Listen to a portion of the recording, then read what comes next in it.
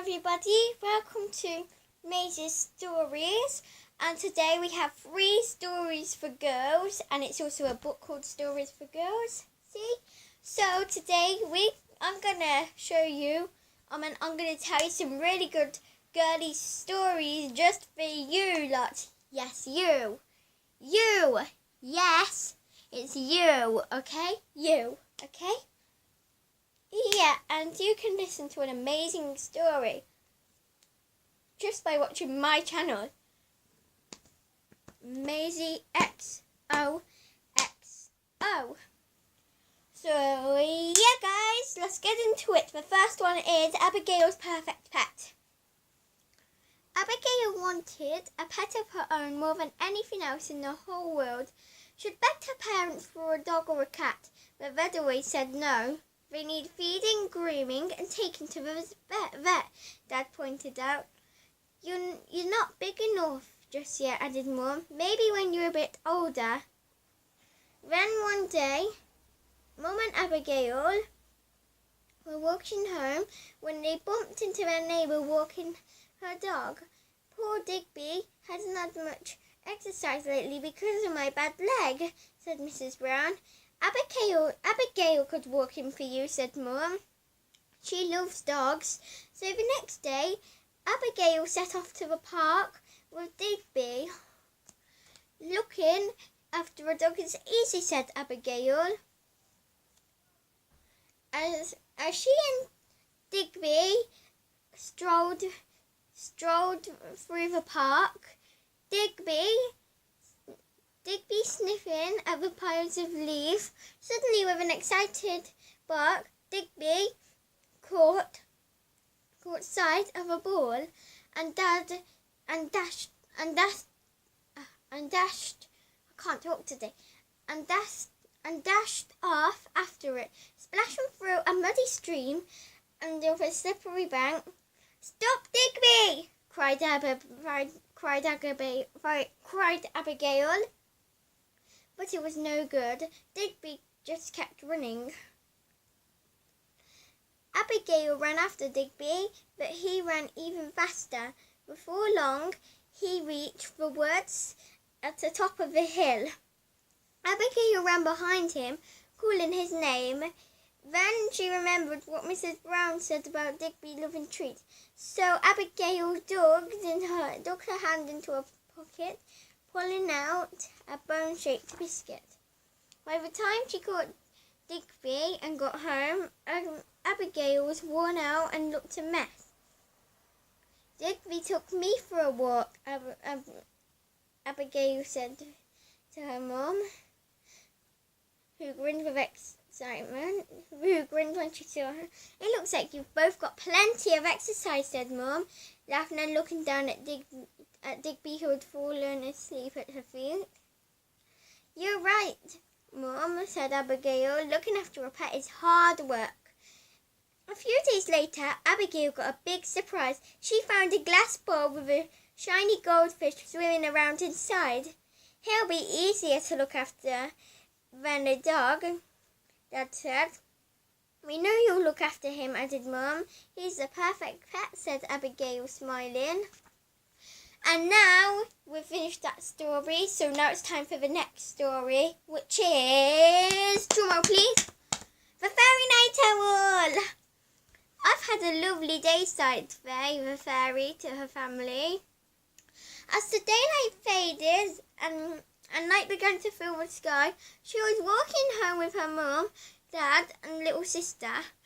They were looking up at the sky, but Faye was watching the dark shadows.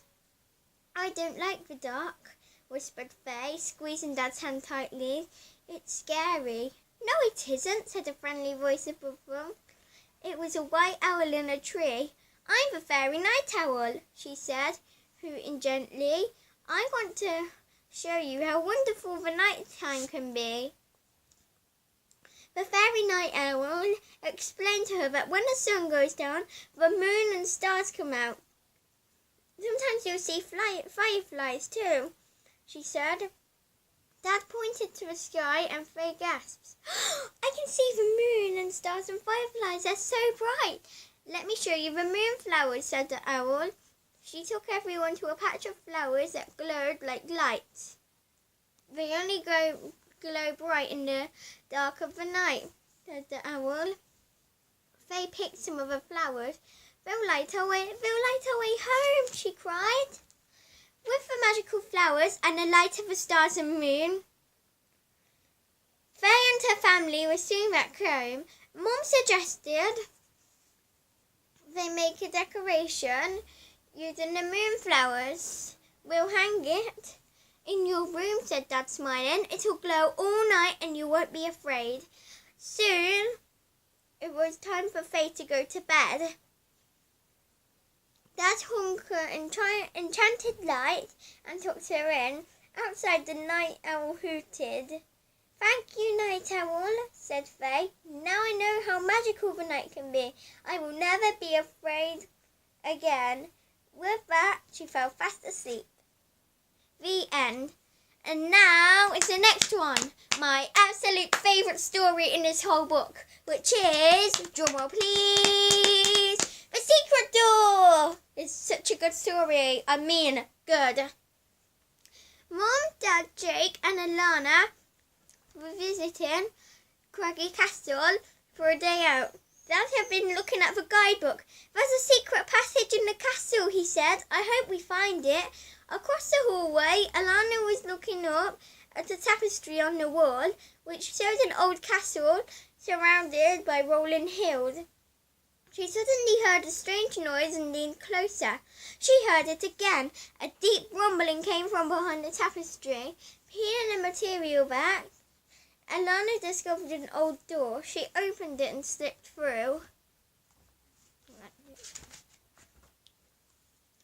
Alana found she had stepped into a strange land where a princess lived. The princess didn't look very happy. Are you here to get rid of the dragon? She asked hopefully. He roared all day and night. Everyone is terrified. In the distance, there was a loud rumble and a noisy growl. That's him now, said the princess, pointing upwards. Alana looked up and saw a huge dragon flying toward them. Smoke came from his nostrils and his long tail lashed around. However, as he flew closer, Alana noticed the noise wasn't a roar but a rumble. His tummy's rumbling, she said. He's hungry. She took a sandwich from her backpack and offered it to the dragon. The dragon took the sandwich from Alana's hand, and swallowed it.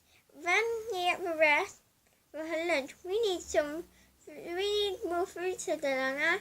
The princess told the castle cooks, and they made a huge pot of stew, which Alana and the princess gave to the dragon.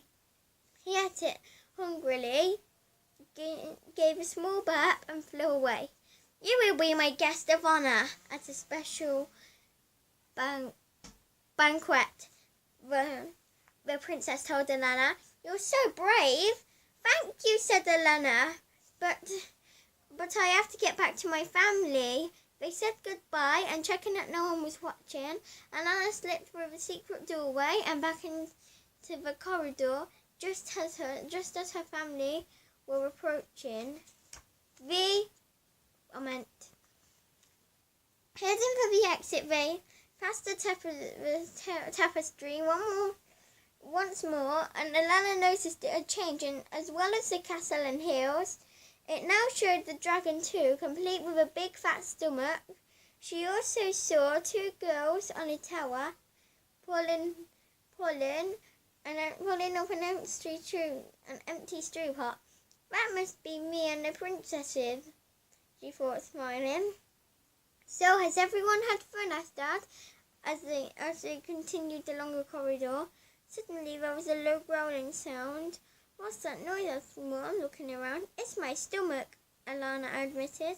As they headed out of the castle, Alana whispered to Jake, if you share the sandwiches with me, I'll tell you an amazing story. end. So yeah guys, I hope you enjoyed that. Thank you for watching. And yeah, don't forget to comment, like and subscribe, and comment which one was your favourite for a chance to get a shout out next time I make a story video. So bye guys, thanks for watching. Mwah.